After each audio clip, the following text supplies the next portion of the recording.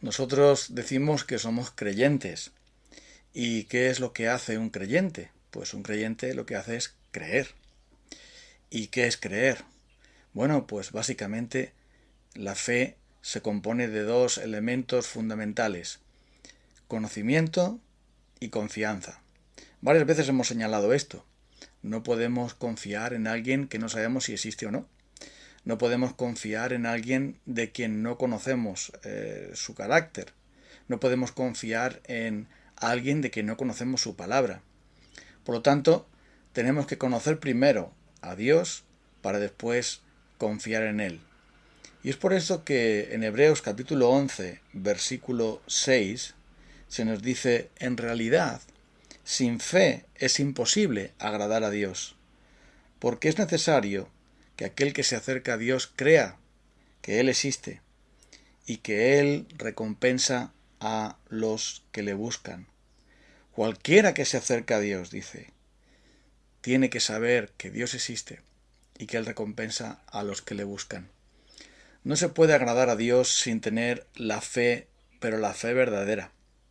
No simplemente una creencia de admitir que Dios existe, que Dios puede haber creado el mundo, crea que ha creado el mundo, que Dios se ha revelado. Pero aunque creyéramos estas cosas, si nosotros no tenemos una confianza profunda de nuestros corazones hacia Él, no tenemos fe verdadera y por lo tanto no podemos agradar a Dios de ningún modo. Es decir, todas las demás cosas que podamos emprender nosotros sin la fe verdadera, sin este elemento fundamental, no podríamos nunca agradar a Dios. Por medio de la fe, somos participantes de Cristo, de todos los beneficios que Él logró para nosotros en la cruz. Por eso dice que es imposible agradar a Dios, porque la única manera de agradar a Dios es uniéndonos a Jesucristo, reconociendo a Jesucristo como nuestro único, suficiente, personal Salvador. Él, como Señor de nuestra vida, es el único que nos puede salvar. Y es por esto que, al ser participantes de Cristo y a unirnos con Él por este vínculo de la fe verdadera, es que Dios considera que somos agradables a Él. Solo por medio de la fe podemos ser justificados, pero no vale cualquier fe. No vale una fe que hayamos fabricado nosotros, que nos hayan pasado nuestros padres, que hayamos aprendido en un libro. La fe no se aprende, la fe no se transmite, la fe no se fabrica, la fe se recibe. Por eso dice el apóstol Pablo que somos salvos por la gracia, por medio de la fe. Y esto, claramente refiriéndose a la fe, y esto no procede de vosotros, no es de vosotros, pues es un don de Dios, no por obras, para que nadie se gloríe. La gran exigencia del Señor Jesús es la fe. Cuando le preguntan a Él qué tenemos que hacer para poner en práctica las obras de Dios, como dice el Evangelio de Juan, Jesús dijo: esta es la obra de Dios. Ellos se preguntaban por las obras de Dios, todos los mandamientos que hay que cumplir, etc., según ellos. Pero dice Jesús: esta es la obra de Dios, entre comillas, lo de obra, que creáis en aquel que Él ha sido enviado, en aquel que Él ha enviado. Esa es la única obra que Dios acepta, que tampoco es obra, sino que es una gracia. Porque en Filipenses 1, versículo 29, dice que nos ha sido concedido, que nos ha sido donado, que nos ha sido regalado, que se nos ha dado la facultad no solo de creer en Cristo, sino también de padecer por medio de Él. Somos renacidos no de simiente corruptible, sino de simiente incorruptible por la palabra de Dios, que vive y permanece para siempre. Es decir, por la gracia de Dios y por la fe que Él ha producido en nosotros mediante el Espíritu Santo, con la semilla de la palabra de Dios, es que entonces ahora nosotros podemos confiar en Cristo y hacer que Cristo sea entonces nuestro Señor y nuestro Salvador. Y la fe, por lo tanto, es imprescindible. Tiene ese elemento fundamental de ese conocimiento seguro, ese conocimiento claro, ese conocimiento firme, de que lo que Cristo Jesús hizo en la cruz, lo hizo por alguien como yo, por mí mismo. Lo hizo por mí. Es algo personal, es algo intransferible, es algo íntimo, es algo que tiene que ver conmigo. No solamente estoy creyendo que Jesús murió por los pecadores como un concepto general, por los pecadores como algo global, sino algo que tiene que ver con mi situación de pecador, con mi posición de condenado delante del juicio de Dios, a no ser que tenga al Señor Jesucristo. Y es por esto que considero también como algo firme, como algo seguro, como algo cierto y ciertísimo para mí, que Jesús murió en la cruz por un pecador como yo y por lo tanto puedo tener en él perdón y vida eterna por su sola gracia. Y esto me lleva a confiar. Cuando conozco verdaderamente este hecho fundamental, este hecho histórico, este hecho increíble, maravilloso, esta realidad de la muerte de Cristo por mí, entonces pongo mi confianza en ello. Y ahí donde es lo que la obra del Espíritu Santo produce, de unirme a este Salvador diciendo verdaderamente, confío en que Cristo es mi Salvador personal. Y esto es lo que agrada a Dios. Esto es lo que la Biblia dice ser justificado. Pero no solamente ser justificado, sino también se produce un cambio de actitud, un cambio de rumbo, porque ahora anhelamos obedecer a Dios y anhelamos servirle a Él. No estamos funcionando por las obras, sino estamos funcionando por la fe. Pero vivir por la fe no es nada fácil.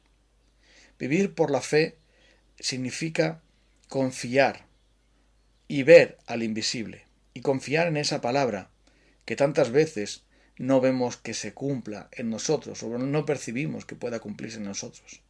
Pero es que la fe significa aceptar lo que Dios ha dicho como algo cierto, como algo que va a cumplir, pese a las circunstancias en las que podamos estar. Por eso el Señor nos ha dejado al Espíritu Santo para fortalecer nuestra fe, para ayudarnos en la prueba de nuestra fe, que la va a hacer más fuerte. El Espíritu Santo nos ha sido dado para enseñarnos a creer, es decir, enseñarnos a aquellas cosas a las cuales debemos confiar por medio de su palabra. Nos revelará todas las cosas, nos recordará todas las cosas, nos consolará en nuestras tribulaciones, nos guiará a Cristo, tomará de lo que tiene Cristo y nos la comunicará a nosotros. Es alguien que viene a nosotros para fortalecer nuestra fe en Dios y para hacer que nuestra fe lleve fruto, ese fruto de obediencia, ese fruto de sumisión, ese fruto de confianza en la obra perfecta de Cristo como la única fuente de salvación y la única esperanza de salvación que podemos tener los creyentes. Pero además el Señor ha establecido unos signos, unos símbolos de la fe. Estos símbolos, estas señales de la fe, o como se decía antiguamente, estos sacramentos de la fe, son simplemente dos. La palabra de Dios no reconoce ningunos otros. Es decir, el bautismo que se celebra cuando alguien ha creído en el Señor Jesucristo, al igual que la boda se celebra cuando dos personas deciden unirse en matrimonio y se colocan los anillos como símbolo del amor. Igualmente el bautismo es el símbolo del amor de Cristo, es el símbolo de nuestra unión con Él, es el símbolo de que su muerte nos ha dado vida, es el símbolo de que estamos unidos por medio de la fe a Él para siempre. Y es por esto que el bautismo celebra, sella esa fe, esa confianza que el Espíritu Santo ha infundido en nuestro corazón y por medio de la cual hemos venido a creer en Cristo. Nosotros hemos creído en Cristo con la fe que el Espíritu de Dios ha producido en nosotros y ahora, por medio de Él, podemos decir que somos de Cristo y Cristo es nuestro. Podemos decir, ya no vivo yo, mas vive Cristo en mí. Ya podemos decir que estamos crucificados juntamente con Él para morir al pecado y para vivir una vida nueva, que morimos al pecado y vivimos a la justicia de Cristo, a una vida nueva, renacemos por medio del Señor Jesucristo. Y esto lo celebra el bautismo. El bautismo no es para niños, no es para infantes, no es para personas que no pueden confesar con su boca que Jesús es el Señor con sentido de causa, creyendo en su corazón que Dios le levantó de los muertos. El bautismo sella esa realidad, la realidad de nuestra confesión con la boca como fruto de nuestra fe y nuestra confianza en nuestro corazón. Pero además, el Señor Jesús lo dijo así. Dijo, id por todo el mundo y predicad el Evangelio a toda criatura, el que creyere y fuere bautizado. Hay que creer y después ser bautizado. o también lo que nos dice en Mateo 28 de predicar el Evangelio, bautizándoles, enseñándoles que guarden todas las cosas, pero bautizándoles primero en el nombre del Padre, del Hijo y del Espíritu Santo. Primero hay que discipular en predicar el Evangelio, después hay que bautizarse a aquellos que han creído en el Evangelio y después debemos guardar las palabras del Señor Jesús en obediencia a sus mandamientos, los cuales tenemos en las Escrituras. Entonces, este sería el primer sello de la fe. Esto ocurre una y sola vez en la vida, porque una vez en la vida nacemos, una vez en la vida renacemos para ser del Señor Jesús, nacemos de nuevo por la obra del Espíritu Santo. Luego también hay otro símbolo de la fe, otra señal de la fe que también nos recuerda la obra perfecta de Cristo como la única fuente de salvación, y es la Santa Cena. Es la participación del pan y del vino, lo que la Biblia llama también la mesa del Señor. Y en esta mesa, en esta conmemoración, simplemente estamos tomando el pan y el vino, aquellos que somos de Cristo Jesús, para significarnos con Él, para unirnos a Él, para mostrar con este signo visible, externo, que pertenecemos a Cristo y pertenecemos a aquellos que confiesan a Cristo también con un corazón limpio, es decir, con aquellos que son de verdad, verdaderamente cristianos. Esto es algo que señala la palabra de Dios en 1 Corintios 11, 1 Corintios 10. También lo tenemos en cuanto Cristo mismo instituyó: tomad, comed, esto es mi cuerpo, que por otros es partido, hacedlo en memoria de mí. Y es el símbolo de nuestra unión en su cuerpo que llevó nuestros pecados sobre el madero, su sangre que nos limpia de todo pecado, y estamos por lo tanto celebrando y uniendo, o sea, por la fe estamos diciendo que estamos unidos a Cristo Jesús, participando entonces de su obra, la cual reconocemos como algo nuestro, como nuestro sustituto, como que es nuestro, nosotros somos de Él. Por medio de la participación del pan y del vino estamos también mostrando, sellando nuestra fe como una señal visible, como un signo visible, como una predicación visible de lo que ha ocurrido en nuestra vida, cuando por la gracia de Dios hemos nacido de nuevo, cuando hemos confiado en el Señor Jesucristo como el único Salvador, cuando hemos venido a Él para ser suyos por siempre. Y eso lo hemos celebrado en el bautismo una vez y para siempre, y estamos también renovando nuestra fe y mostrando nuestra fe, proclamando nuestra fe hasta que el Señor venga, proclamando la muerte del Señor Jesucristo hasta que Él regrese, como nos ha ordenado, como nos enseña 1 Corintios, y otros pasajes también nos muestran estas cosas. Entonces, la fe tiene sus señales, dos únicas señales: el bautismo, la mesa del Señor, y estas señales vienen a simplemente mostrar con signos visibles lo que ha ocurrido y que es invisible, pero que es una realidad tan grande en nuestras vidas. De la misma manera que el amor que se sienten los esposos cuando van a contraer matrimonio, los novios cuando van a contraer matrimonio, de la misma manera que el amor que siente un padre por su hijo, una madre por su hijo, los padres tenemos por nuestros hijos, es algo que no se ve, es algo que no se puede, no sale en la radiografía, no se puede ver en el corazón, en el alma de la persona, pero sí se pueden ver los frutos, los efectos de ese amor verdadero. De la misma manera pasa con la fe. La fe no se puede ver, la fe no se puede meter en un tubo de ensayo, no se puede analizar, no sale en una analítica, pero la fe tiene fruto, y el fruto es una vida transformada, una vida nueva, una vida que agrada a Dios, una vida que busca obedecer al Señor Jesucristo, predicar su evangelio, y busca también externalizar esa fe, encarnar esa fe, mostrar esa fe a través de símbolos visibles, una vez cuando hemos sido bautizados, pero también regularmente por medio de la institución de la cena del Señor, de la Pascua, de la última cena, de la Eucaristía, como quiera que lo llamemos. Son varios nombres que se le dan, pero todos tienen que ver con esto. Este último símbolo es un memorial que no sacrificio, porque el único sacrificio perfecto de Cristo ya se ha celebrado de una vez y para siempre, es irrepetible, es irrevocable, es totalmente terminado, completo, perfecto, definitivo, y por lo tanto, según nos dice Hebreos con una sola ofrenda hizo perfectos para siempre a los santificados.